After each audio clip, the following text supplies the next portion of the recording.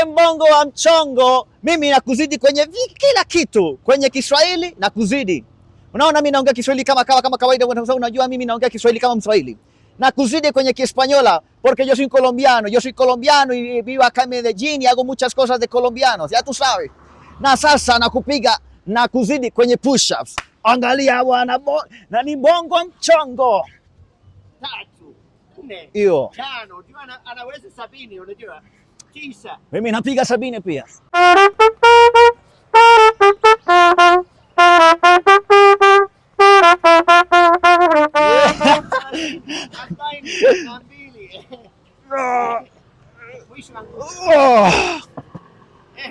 Imekwaje? Ise bwana, mimi push up siwezi. Amepata mtu wa kucheza naye. Chapa kama yule bondia aliyompiga round ya pili. Naomba radhi. Upendo sio isha.